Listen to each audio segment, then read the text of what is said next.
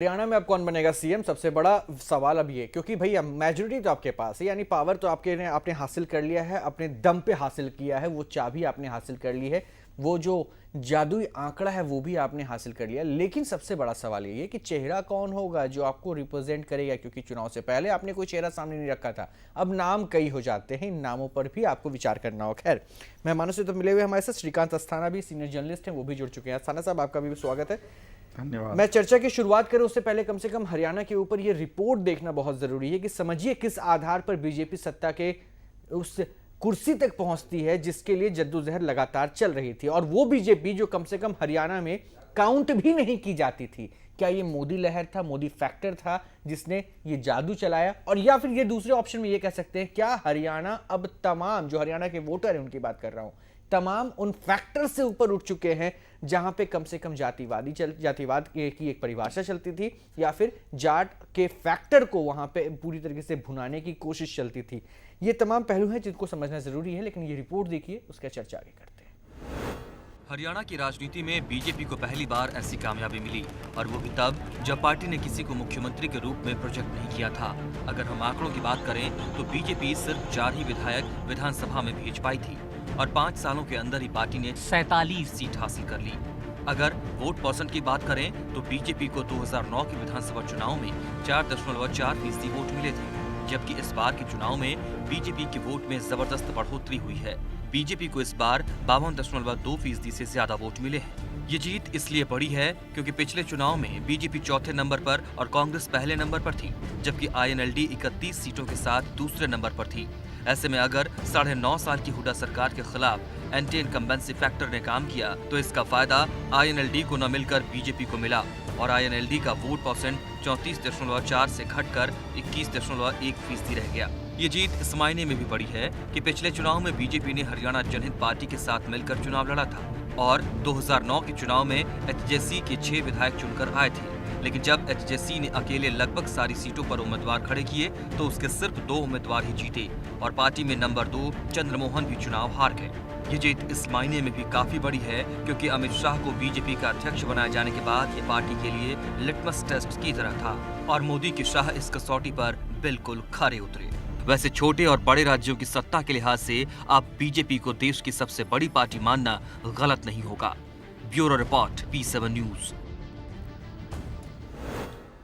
भाई, मीडिया ने साफ तौर पे कह दिया है कि बीजेपी को सबसे बड़ी पार्टी अगर कहा जाए तो ये गलत नहीं होगा, और जिस हिसाब से नतीजे आ रहे हैं कम से कम ये तो वही दर्शा रहे हैं। श्रीकांत साहब, शुरुआत में आपसे करूंगा इस डिस्कशन की, उसके बाद बीजेपी और कांग्रेस पे जाऊंगा। बीजेपी के चेहरे पे मुस्कान लगातार मैं देख रहा हूँ, और मैं चाहता हूँ कि ये बरकरार रहे, और कांग्रेस बिल्कुल तनाव में नहीं आई है, क्योंकि मौका भी आपके पास और भी आने वाला है अपने आप को साबित करने का। और ये भी पहलू समझूंगा कि दरअसल ये गलतियां हुई कहाँ जिनको आप बार बार ये कहते हैं कि हमें समझने की जरूरत है। खैर, उससे पहले श्रीकांत साहब, जी जी, क्या लगता है आखिर ऐसा क्या हुआ जो एंटी इनकम्बेंसी फैक्टर कांग्रेस अब बताएगी कि एंटी इनकम्बेंसी फैक्टर की वजह से हम सत्ता से बेदखल हुए, तो वो आईएनएलडी के जगह बीजेपी पूरे तरीके से फायदा उठा लेती है, जबकि आपको पता है कि बीजेपी का अस्तित्व हरियाणा में क्या था?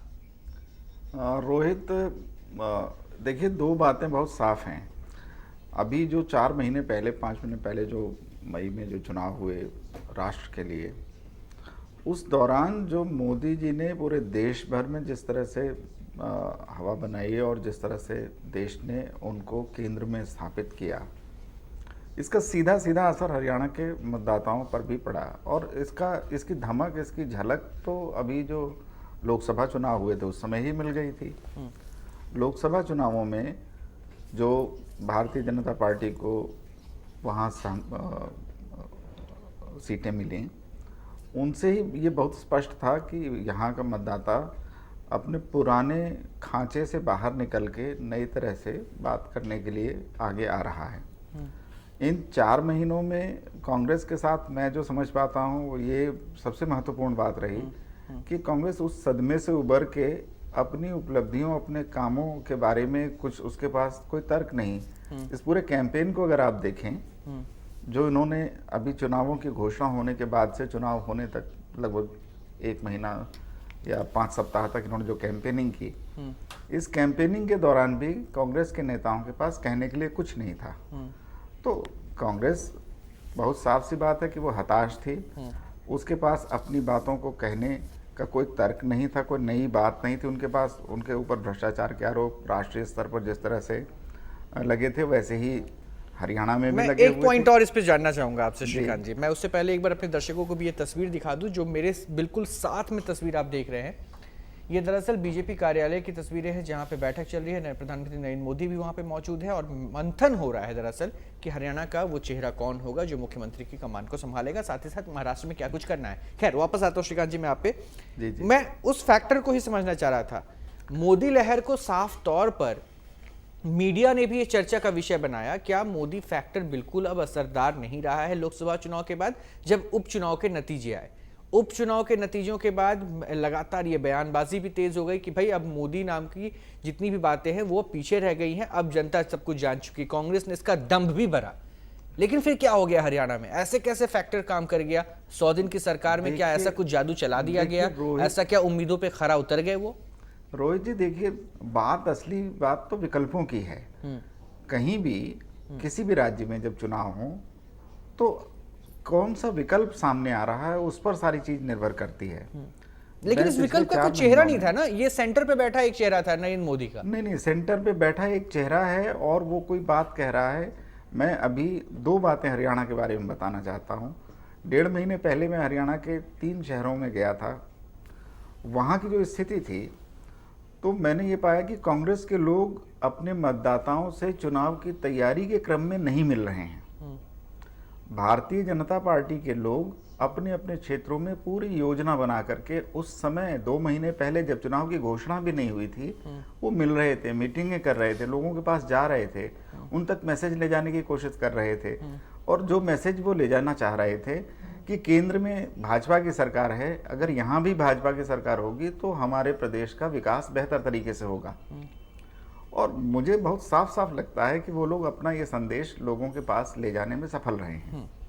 नहीं तो और कोई स्पष्ट कारण नहीं है। नीता मिश्रा जी, श्रीकांत अस्थाना की बातों को आपने सुना। ग्राउंड रियलिटी से आप दूर रहे, अपने कार्यकर्ताओं से आप जुड़ नहीं पाए, वोटर को आप समझा नहीं पाए।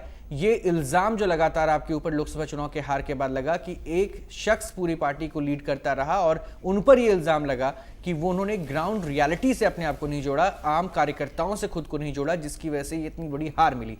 उस हार की समीक्षा आपने की और वही तमाम इल्जाम एक बार फिर से लग रहा है। ग्राउंड रियलिटी से आप दूर रहे। इजाजत मुझे 1 सेकंड की दें जी। तो दरअसल जो दिक्कतें केंद्र सरकार के समय थी, केंद्रीय चुनाव के लोकसभा चुनाव के समय थी, राज्य सरकार के लिए इस चुनाव में हरियाणा में भी बिल्कुल वही स्थितियां थी। हुड्डा जी के अलावा राज्य में कांग्रेस का कोई स्ट्रक्चर इस तरह का रह ही नहीं गया था जिसका जनता से सीधा कोई संबंध हो। तो ऐसे में अगर कोई जीत आती तो वो हुड्डा जी की जीत होती, और अगर हार हुई है और दिक्कतें हैं तो वो हुड्डा जी के नेतृत्व में उनकी पार्टी की है। नीता मिश्रा जी।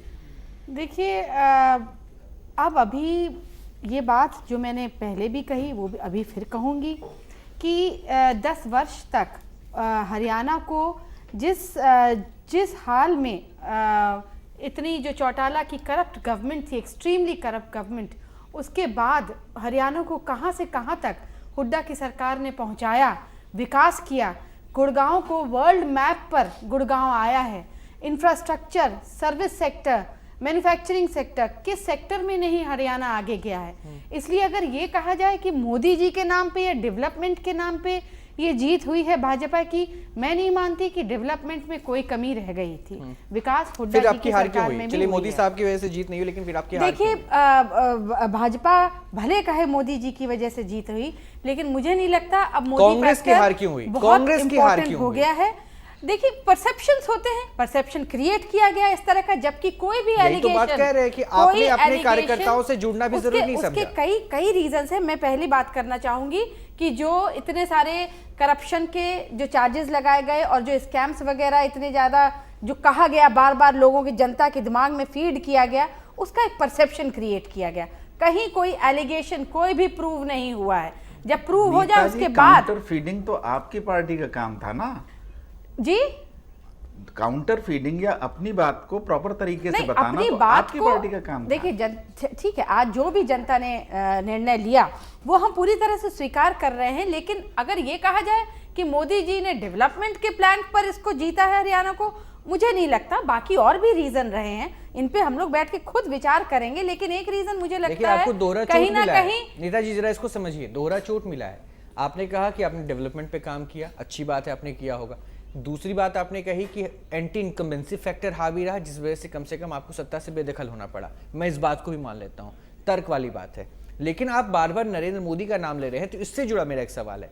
अगर हरियाणा की बात करें, उसके पृष्ठभूमि को उठाएं और पिछले पन्ने को पलटते देखें, तो वहां पे बीजेपी कहीं वजूद में भी नहीं थी। इस बात को आप भी जान रही हैं, इस बात को आप भी मान रही हैं। और 100 दिन में मोदी फैक्टर इस तरह से कारगर हो जाता है कि आप अब वजूद की तलाश में हैं, और आईएनएलडी जो है, जो दूसरी बड़ी पार्टी रहती थी, वहां उसकी तस्वीर पूरी बिगड़ जाती है। एंटी इनकम्बेंसी फैक्टर का सबसे ज्यादा लाभ तो उसे मिलना चाहिए था। फिर देखिए कुछ हरियाणा में कोई चेहरा भी नहीं था ऐसे बीजेपी का। कुछ ये जो अभी पिछले 2 महीने के अंदर कुछ हमारे यहाँ के 1-2 बड़े लीडर्स जो भी कारण रहे हों, जो छोड़ करके गए पार्टी को, तो उससे भी कहीं ना कहीं पार्टी को उसका भी खामियाना भरना पड़ा है। तो अब कारण एक नहीं, कारण कई सारे हैं, लेकिन डेवलपमेंट में कभी कोई कमी नहीं रही। पार्टी, मुझे लगता है कि जनता जो है वो केवल एक चेंज चाहती थी। एंटी इनकम्बेंसी फैक्टर सबसे ज्यादा हावी होकर के निकला है यहाँ दीपक पर। वेज, देखिए, जो कांग्रेस के प्रवक्ता का अपना विचार है, अस्थाना जी ने कहा भी, सीधी बात है, हरियाणा के अंदर जातिवाद, क्षेत्रवाद और अल्पसंख्यकों की जो राजनीति करने वाली पार्टियां हैं, उनके मुंह पे तमाचा लगा है। हरियाणा की जनता ने सिद्ध कर दिया है कि वो विकास के प्लैंक पे वोट दिया है उन्होंने, और उन्होंने जातिवाद, क्षेत्रवाद और अल्पसंख्यक के खिलाफ दिया है। एक, मैंने आपको टोका नहीं था। दूसरी बात, जो उन्होंने कहा विकास केवल हुआ है वहां पे वाड्रा जी का और बिल्डरों का। तीसरी बात जो उन्होंने कहा एंटी इनकम्बेंसी, तो पार्टी में हुड्डा जी के खिलाफ ही थी। विज साहब, अब आप सच सामने लाएंगे। अगर विकास हुआ है डीएलएफ और रॉबर्ट वाड्रा आपके निशाने पे थे, राजस्थान में भी कुछ यही इल्जाम आपने लगाया था, उस पे आपने अभी तक कोई जांच नहीं। मैं एक मिनट जी, मैं उसमें बताता हूँ, उस पर भी आ रहा हूँ। जो एंटी इनकम्बेंसी में एंटी इनकम्बेंसी थी हुड्डा जी के खिलाफ, पार्टी के अंदर ही बहुत ज्यादा। शैलजा जी उनसे नाराज थी, उनसे राव वीरेंद्र सिंह पार्टी छोड़ के चले गए, इंद्रजीत सिंह जी पार्टी छोड़ के चले गए। उसके अलावा मध्यम स्तर के और निचले स्तर के सैकड़ों कार्यकर्ता कांग्रेस छोड़ के विभिन्न पार्टियों के अंदर चले गए। तो ये तो ऑलरेडी हरियाणा का तो पहले ही पता चल गया था कि हरियाणा में कांग्रेस का सुपड़ा साफ होने वाला है। अभी आपने जो कहा कि राजस्थान के अंदर है, देखिए, जो राजस्थान के अंदर भी जो इंक्वायरी थी उसमें सिद्ध हो चुका है कि इन्होंने जो लैंड ली वो बैरन ली, उसके बाद उस पर पवन चक्की वाला जो इन्होंने पास कराया अप्रूव करा के, उसके बाद वही जो है करोड़ों के अंदर यानी आप सत्ता पे आते के साथ जांच करवाएंगे, सच सामने लाएंगे। हाँ, सच बिल्कुल सामने लाएंगे, और आप 6 महीने के अंदर देखना उस पर, और हरियाणा के अंदर भी आप 6 महीने के अंदर देखना, दोषी लोग जेल जाएंगे। सेबी ने अभी आप देखिए डीएलएफ को कर दिया उन्होंने 3 साल के लिए, उनको बैन कर दिया। देखिए, जो मैं विद साहब से एक बात पे बिल्कुल सहमत नहीं हूँ। रीजनल पार्टीज का अपना रोल होता है, कास्ट का अपना रोल होता है। अगर ये कहते हैं कि कास्ट के ऊपर जाकर के तो दलित वोटों को कंसोलिडेट तो आप ही नहीं करा है। कांग्रेस रीजनल थोड़ी है, कांग्रेस नहीं है, लेकिन दलित नॉन जाट दलित वोट को कंसोलिडेट तो आपने पूरी तरह से वहां पर जाकर के किया है। तो ये कहा जाए कि कास्ट फैक्टर को आप नहीं कंसिडर करते, ये तो सही नहीं है पूरी तरह से। हुड्डा जी ने केवल रोहतक के आसपास विकास के अलावा और बिल्डरों के विकास के अलावा और वाड्रा जी के विकास के अलावा पूरे हरियाणा में आप जाके देखिए क्या हालत है वहां पे। आज किसी मैं तो चुनाव में हरियाणा में बहुत रहा, कुछ भी नहीं। खैर, मैं इस बीच में विश्वनाथ जी से भी कुछ एक कमेंट चाहता हूँ, वरिष्ठ पत्रकार है विश्वनाथ जी। देखिए, रीजनल पार्टीज के ऊपर चर्चा को घुमाया जा रहा है। मैं जानना चाह रहा हूँ, जो स्टेटस हुआ है फिलहाल, जो कम से कम तस्वीरें दिख रही है रीजनल पार्टीज की, फाइट जो है नेशनल पार्टीज के बीच ही रह गया। क्या ये संकेत है? लोकसभा की तस्वीर को उठाइए और अभी तक लेकर आ जाइए, वो पूरा गणना आपके सामने रहेगा। उस गणना को देखने के बाद क्या लगता है, रीजनल पार्टीज की अस्तित्व पर एक बड़ा खतरा मंडराने लगा है क्या?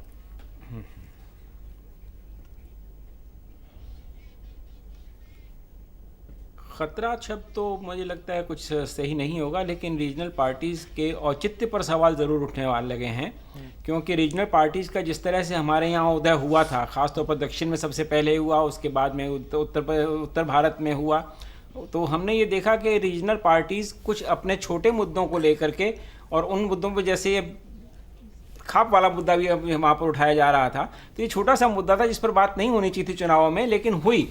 तो रीजनल पार्टीज अपने छोटे छोटे मुद्दों को लेकर के आगे आई और उन्होंने अपनी स्थिति को बहुत मजबूत किया। खासतौर पर दक्षिण में तो हम रीजनल पार्टीज़ का ही शासन देख रहे हैं।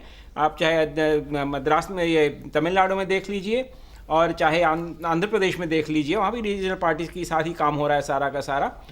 लेकिन आज जो स्थिति बनी है, जैसे भाजपा जिस तरह से आगे बढ़ी है, उससे ये सवाल जैसा आपने उठाया बिल्कुल सही लगता है कि क्या सचमुच रीजनल पार्टीज का कोई अस्तित्व का कोई सवाल, कोई औचित्य नहीं बचा है?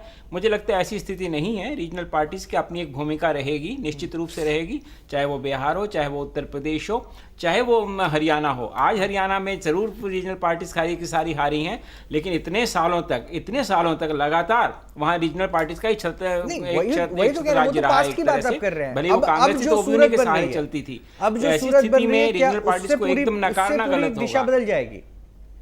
उससे पूरी दिशा बदल जाएगी? श्रीकांत अस्थाना, इसका जवाब मैं आपसे चाहूंगा। मैं रोहित इस मुद्दे पर बात करना ही चाहता था, आपने नहीं, उठा मुझे दिया, ऐसा बहुत नहीं अच्छी बात की। दरअसल अगर आप 2014 में हुए चुनावों को देखें और उसके पहले भी चले जाएं, तो ये देश भर में मतदाता के बदल रहे चरित्र का परिचायक है।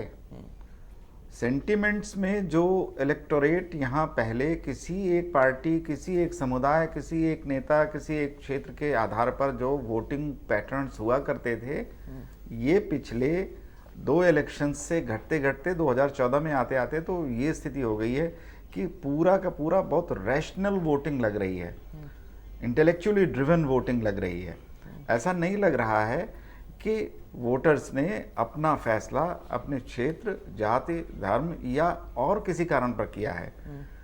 जो विकास के मुद्दे की बात अभी कह रही थी कांग्रेस की प्रतिनिधि हमारी नेताजी, तो उसमें एक बड़ी दिक्कत की बात यह है कि विकास के जिस मॉडल पर हम काम कर रहे हैं इस देश में, ये पार्टियां जो अब तक शासन में रही हैं, ये जिस बात को विकास कहती हैं, ये विकास आम आदमी तक पहुंचता नहीं है। ये कुछ लोगों के विकास में रहता है। अभी विज ने जो कहा, दीपक जी ने जो कहा, वास्तव में वो कुछ बिल्डर्स हों, डीएलएफ, कोई नाम दे लीजिए आप, कुछ बिल्डर्स हो सकते हैं, कुछ समुदाय हो सकते हैं, आम आदमी तक नहीं पहुंचता, वोटर तक नहीं पहुंचता। इसलिए ये विकास जो कहा जाता है कि हमने बहुत विकास किया, इसका वास्तव में आम आदमी के लिए कोई अर्थ होता नहीं। दिल्ली में बहुत विकास किया शीला जी ने, लेकिन दिल्ली की जनता ने शीला जी को स्वीकार नहीं किया। उनके नेतृत्व में लोकसभा के समय और उसके राज्यसभा के चुनाव में, दोनों ही समय लोगों ने कांग्रेस को बिल्कुल नकार दिया। 15 सालों 10 सालों में जो देश भर में जो मनस्थिति बनी है वोटर की, वो आप उसके विवेक के विकास के रूप में भी देखिए। केवल राजनीतिक दलों के अपने एजेंडे और किसी के कहने के रूप में, उनके कहने पर वोटर ऐसा कर देगा, इस तरह से हमें नहीं देखना चाहिए। हमें ये भी समझना चाहिए कि वोटर भी अपना हित अहित डिसाइड करने के लिए अपने दिमाग का इस्तेमाल करता है। नीता मिश्रा कुछ कह रही थी। देखिए, अभी आपने कहा शीला जी को भी विकास होने के बावजूद भी पब्लिक ने नकार दिया, तो क्या आपको नहीं लगता कि इतने 3 टर्म्स के बाद अगर शीला जी को नकारा गया, और वो भी शीला जी को 26,000 वोट से यदि उनकी हार हुई, तो ये एक इसको जस्टिफाई नहीं किया जा सकता, क्योंकि सिर्फ विकास ही नहीं देखना चाहती मुझे लगता है जनता के कई सेंटिमेंट्स हैं, और सेंटिमेंट्स पे खेलना राजनीति में जो लोग होते हैं, जो पॉलिटिशियन्स होते हैं, ये उनका एक नेचर होता है। तो अगर ये आप इसमें लैग कर गई? नहीं, लैक नहीं कर गए, लेकिन मैं ये कहना चाहती हूँ कि अगर 3 लगातार टेन्योर के बाद शीला जी वहाँ हारी हैं, तो एक एंटी इनकम्बेंसी जो फैक्टर होता है वो बहुत बड़ा होता है। केवल लोग एक बदलाव देखना चाहते हैं। और जहाँ तक बात है, मुझे लगता है हरियाणा की आपने कही, हरियाणा में आपने कहा आम आदमी तक कुछ नहीं पहुँचा। देखिए, चाहे हरियाणा हो, चाहे दिल्ली हो, कोई भी प्रदेश रहा हो, अगर आम आदमी की या गरीब की अगर बात किसी ने सोची है तो केवल कांग्रेस ने सोची है। जो वेरियस जितने भी सोशल सेक्टर प्रोग्राम्स रहे हैं, चाहे किसानों के लिए रहे हों, यूथ के लिए, महिलाओं के लिए, किसी भी वर्ग के लिए रहे हों, सारे प्रोग्राम्स कांग्रेस के दिए हुए हैं। सोशल सेक्टर का सोशल वेलफेयर, ये कांग्रेस ने हमेशा नीचे से सबसे निम्न स्तर पर जो लोग रहते हैं उनको उठाने की बात, उनका विचार केवल कांग्रेस का रहा है। नीता जी, थोड़ी सी देरी हो गई यहाँ पे। अगर ये बात आप प्रैक्टिकली पहुंचा पाती ना, तो शायद इसका फायदा कुछ मिल जाता है। ऐसी हालत नहीं होता। और दूसरी बात मैं थोड़ा समझ, दीपक साहब मैं आ रहा हूँ आपके पास, मैं दूसरी बात को जरूर समझना चाहूंगा। छोटा सा ब्रेक मुझे लेना है, लेकिन ब्रेक के बाद मैं जरूर समझूंगा इसको। विश्वनाथ जी, आपसे कम से कम, क्या एंटी इनकम्बेंसी फैक्टर को रीडिफाइन नहीं किया जा रहा है?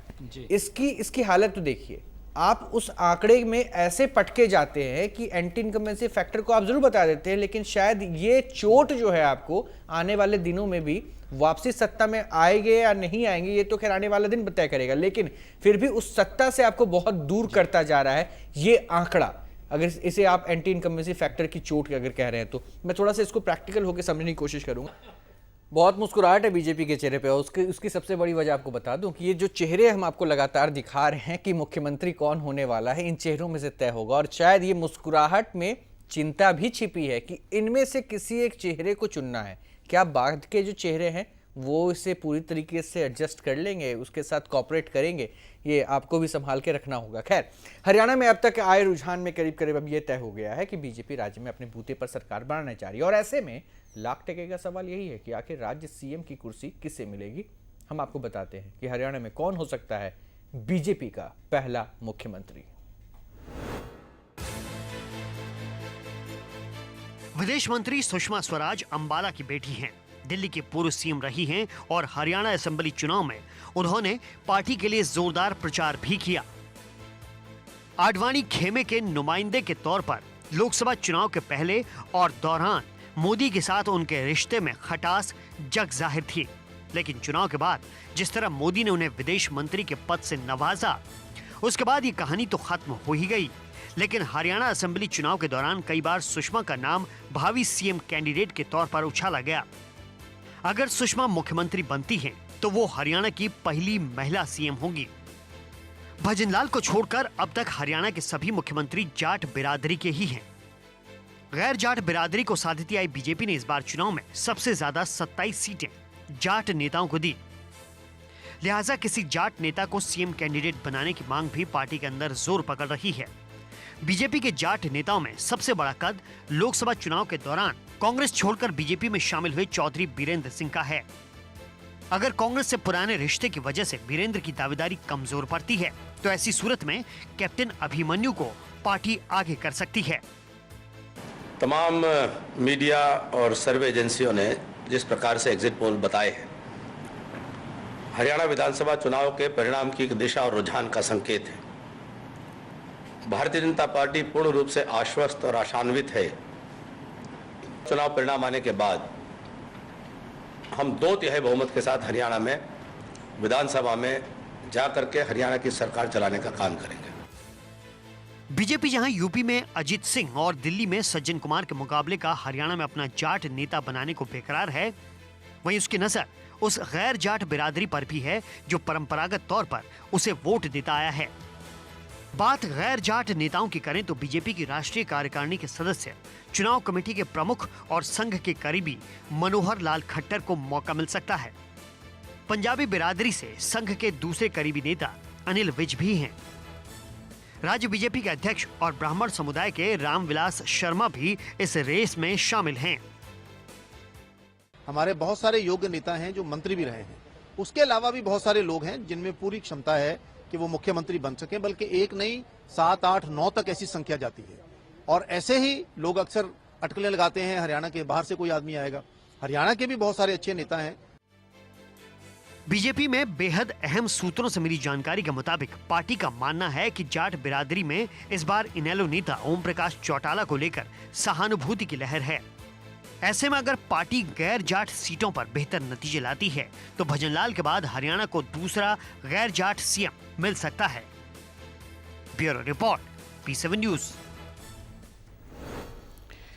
इसी पे बात कर लेता हूं विश्वनाथ जी। सबसे पहले ये बताइए, अब क्या लग रहा है आपको, मुख्यमंत्री का चेहरा कौन सा होगा? क्या जाट बिरादरी को इस बार अलग रखा जाएगा, जो लगातार जो पार्टी के इंटरनल भी ये मांग उठ रही है, इस रिपोर्ट में ये बताया जा रहा था?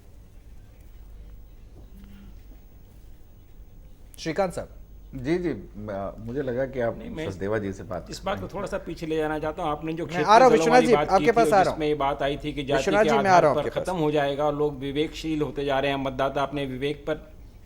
मैं आ रहा हूँ आपके पास श्रीकांत जी। सॉरी, आप अपना सवाल एक बार दोहराएंगे? नहीं, मैं वो जानना चाह रहा था, जाट फैक्टर जो है क्या इस बार भी हावी रहेगा इस चयन में मुख्यमंत्री के नाम को लेकर? दरअसल आप अभी जिन दावेदारों को देख रहे हैं भाजपा की ओर से और जिनके नामों पर इस समय विचार भी चल रहा है, उनमें जाट नेताओं की संख्या बहुत ज़्यादा नहीं है। एक बात दूसरी बात, आप इनके सीटों के जीती गई सीटों के पैटर्न को देखें तो ये नॉन जाट बेल्ट में और नॉन जाट सीटों पर इनको ज़्यादा सफलता मिली है। तो संभावना और जो मेरे संपर्क हैं उनसे जो संकेत मिलते हैं वो यही हैं कि किसी नॉन जाट लीडर को ही प्रेफर किया जाएगा। नॉन जाट लीडर को प्रेफर किया जाएगा। दीपक वीर साहब, हाँ, क्या लग रहा है? मेरा मानना है कि ये पार्टी का अस्थाना जी ठीक कह रहे हैं, मैं उनसे सहमत हूँ। ये ऐसा हो सकता है क्योंकि वजह क्या है कि लोगों के अंदर ये परसेप्शन भी है कि हरियाणा हुड्डा जी भी जाट थे और अपना चौटाला जी भी जाट हैं, उससे पहले वो रहे हैं। तो लोगों में ये भी रहता है कि दूसरी जातियों को ज़्यादा वो जो है प्राथमिकता नहीं मिली है, तो इस बार किसी और दूसरी जाति को प्राथमिकता दी जाए। नहीं तो क्या ये यहाँ भी अब क्या जातिवाद की राजनीति को नहीं, जातिवाद की राजनीति नहीं है। जैसे क्या होता है कि जैसे बिल्डरों को विकास हुआ तो जनता का विकास नहीं हुआ, तो एक कम्युनिटी का बहुत ज्यादा विकास हो गया, बाकी कम्युनिटी पीछे रह गई है। तो बाकी कम्युनिटियों को भी मेरा मानना है जगह मिलनी चाहिए। ये पैरेलल आधार है आपका। ये श्रीकांत साहब, क्या लगता है ये पैरेलल आधार थोड़ा पल्ले पड़ रहा है? मेरी जाट बिरादरी से रिश्ता रखने वाले कुछ भाजपा नेताओं से मेरी बात हुई थी और उनसे जो मेरी बात हुई थी उसके मुताबिक उनका मानना था कि दूसरों को ये अवसर मिलना चाहिए। इसका एक बड़ा कारण उस समय मुझे ऐसा लग रहा था जब मेरी बात हुई थी, तो ऐसा लग रहा था चूंकि अभी इनका संगठनात्मक आधार बहुत व्यापक नहीं है पूरे राज्य में और अपनी सफलता को लेकर के कुछ बहुत ज़्यादा कहने की स्थिति में नहीं है। वास्तविक परिणाम अंतिम रूप से क्या आएंगे उस समय इनकी बात का आकलन करना ज़्यादा बेहतर होगा। लेकिन अगर मैं आज से लगभग 25 दिन पहले 3 सप्ताह पहले हुई इस बातचीत को वास्तविक मनोभावों के आधार पर की गई बात मानूं तो संभवतः पार्टी के भीतर, भाजपा के भीतर भी इस तरह की भावना थी कि जाट समुदाय के लोगों से कम समर्थन मिल रहा है, तो उनका जितने लोगों का समर्थन मिल रहा है उसको लेते हुए दूसरे समुदायों को अपनी ओर आकर्षित करने का प्रयास किया जाए। ठीक है, पूरे कैंपेनिंग में भी उन्होंने ऐसा ही प्रयास किया। ठीक है नीता मिश्रा जी, एक बात जो खुलकर सामने आ रही है, श्रीकांत अस्थाना चूंकि एक जर्नलिस्ट हैं उसके नाते वो अपने आधार को रख रहे हैं, उन्होंने कहा कि सहानुभूति जो है जाट समुदाय की अभी भी हुड्डा जी के साथ है, लेकिन ये सहानुभूति जो है आपको पूरी तरीके से साथ में नहीं तब्दील होती दिखी। इसके पीछे वजह फिर आप क्या देखती हैं? अगर सहानुभूति, आपने कहा था ना थोड़ी देर पहले कि सहानुभूति नहीं मिल पाया, इस वजह से हमें सीटें नहीं मिली, अब तो कह रहे हैं कि सहानुभूति है लेकिन साथ नहीं मिला। नहीं, मैंने ये नहीं कहा कि सहानुभूति नहीं है, मैंने ये कहा था परसेप्शंस क्रिएट किए गए इस तरह के कि लोगों को गुमराह किया गया है। कि देखिए मैं थोड़ा सा हतप्रद हूं इस स्टेटमेंट से, मैं थोड़ा सा हतप्रद हूं, इसलिए थोड़ा सा सवाल भी मेरे अंदर उठ रहा है कि आप कह रही हैं कि गुमराह किया गया आवाम को। लोकसभा चुनाव हुए, 100 दिन से ऊपर बीत चुका है नतीजे आए हुए, उस समय भी आपने यही इल्जाम लगाया कि लोगों को गुमराह किया गया। कांग्रेस बार बार और कहां पीछे रह जा पा रही है जो सच को सामने नहीं रख पा रही है, और दूसरी पार्टी जो है वो बार बार आगे हो जा रही है। देखिए अभी थोड़ी देर से हम लोग ये डिस्कशन कर रहे हैं कि जातिवाद के ऊपर जाकर के इलेक्टोरेट ने वोट किया। सच ये है, एटलीस्ट मेरा अपना व्यक्तिगत मानना ऐसा होता है कि कोई भी अभी इलेक्टोरेट हमारे देश में इस तरह से तैयार नहीं है कि वो जाति के ऊपर जाकर के, खास तौर से जो हमारी हिंदी बेल्ट है उसमें कास्ट अपना रोल पूरी तरह से रोल होता है कास्ट का। अब जैसे हरियाणा को ले लीजिए आप, तो भाजपा ने जहाँ तक जाट वोट की बात है, जो हमारे कांग्रेस से कुछ लीडर्स वहाँ गए, कुछ कद्दावर लीडर्स गए, जाट लीडर्स, उनके साथ काफ़ी हमारी विधानसभा की आज जो रिजल्ट आया है भाजपा का हरियाणा में, उसमें उन लीडर्स का बहुत बड़ा योगदान है।